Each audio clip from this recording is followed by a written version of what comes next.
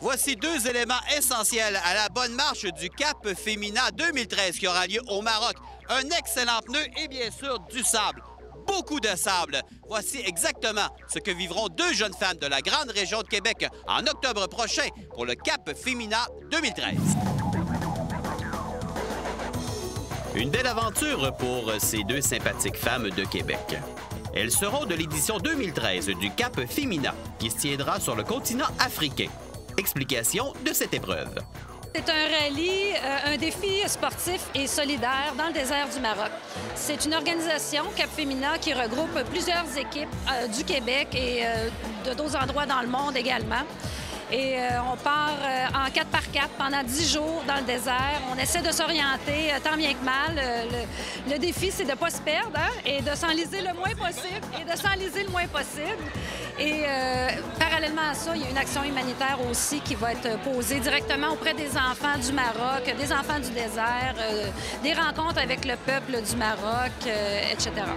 Marlène, parlez-nous un peu de la préparation. Qu'est-ce qui vous amène à ce que vous allez vivre au mois d'octobre prochain? Bien, en fait, la préparation, elle est débutée depuis le mois de novembre, parce que c'est vraiment un an de préparation. Je dirais qu'il faut prendre un an de notre vie pour investir, pour en arriver à relever ce défi-là.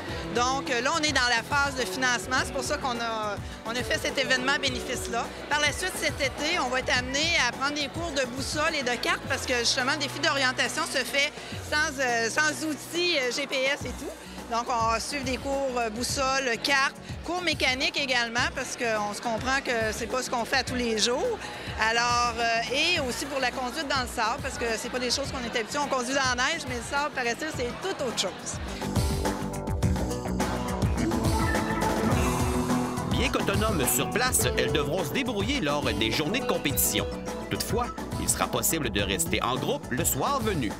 Là-bas, oui, on est logé, hébergé dans des bivouacs, entre autres. Le soir, on peut avoir accès à nos mécaniciens qui nous suivent, mais le jour, on est en autonomie, tant au niveau de la nourriture, tant au niveau de la mécanique. Et il y a un soir, on est 2 jours, en fait, en autonomie totale, c'est-à-dire que ça nous amène à coucher un soir dans le désert, vraiment, soit qu'on couche dans l'auto, qu'on couche dans une tente, on ne sait pas encore. En tout cas, on est des filles autonomes, fait que... Pas de franquette, comme on dit. C'est ça. Côté sécurité, de quelle manière là, vous serez supervisé parce qu'on vous laisse pas tout seul dans le désert, je présume? Non, pas du tout. On va avoir ce qui peut se comparer à une puce GPS qui va faire qu'on va être localisé en tout temps par l'organisation. C'est sûr que s'ils nous envoient des signaux et on répond pas, ils vont intervenir, mais... De toute façon, à tous les soirs, on se réunit tous. Alors, ils récupèrent, j'imagine, les brebis égarées à tous les soirs, fait qu'il n'y a pas de danger. Par ailleurs, se tenant à la baie de Beauport, une belle soirée allait permettre de fraterniser et aussi amasser des sous afin d'aider à la préparation. C'est un événement bénéfice qui regroupe tous nos collègues, amis, parents. Je dirais que c'est l'événement au niveau de la visibilité qu'on va faire là, dans le cadre de notre projet. Alors, c'est un événement pour ramasser des fonds, mais aussi pour remercier les gens qui nous soutiennent depuis le début. Pour ce faire, c'est une conférence de Pierre Lavoie.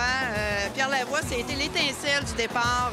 Pourquoi on fait ce défi-là? C'est Pierre Lavoie qui nous a donné l'étincelle, en fait, de par ses valeurs qu'on épouse. Et c'est pour ça qu'on est là. En fait, ça regroupe tout ce beau monde-là, incluant Pierre Lavoie. Allons justement parler avec celui qui est à la base de ce que vivront Marlène et Diane. Ça rend fier, bien entendu. En même temps, ça nous dit, bon, mais ce qu'on fait, hein? Je pense qu'il y a des gens qui le remarquent. Et ça donne des idées, bien entendu, à des adultes qui veulent maintenant s'impliquer. Ils veulent en premier se dépasser eux-mêmes et en même temps aider des jeunes, aider des causes. Donc, ce que j'aime maintenant aujourd'hui, c'est que les gens maintenant, il y a beaucoup de gens qui ne font pas du sport que pour eux-mêmes. Ils en profitent pour supporter des causes. Puis moi, c'est toujours ça que j'ai cru, puis que j'ai véhiculé, puis que j'ai fait dans ma vie. Aujourd'hui, je me rends compte que c'était la bonne voie parce qu'au Québec, maintenant, il y a des milliers de personnes qui font la même chose. L'une des forces du travail en duo pour ce rallye reposera sur la complicité entre les deux équipières. Moi, je ne pouvais pas le faire sans Diane. Je pense que Diane ne pouvait pas le faire sans moi. Et je dirais que dans un terme mécanique et anglophone, on est guéri pareil.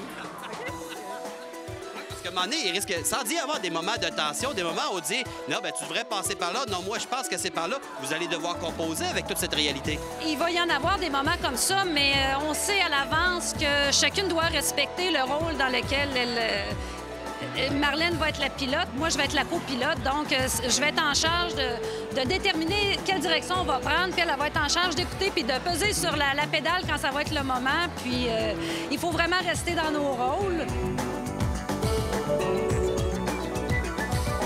Un grand défi pour ces deux femmes voulant pousser leurs limites au maximum. Il sera intéressant de suivre les derniers préparatifs qui les amèneront au Maroc en octobre prochain.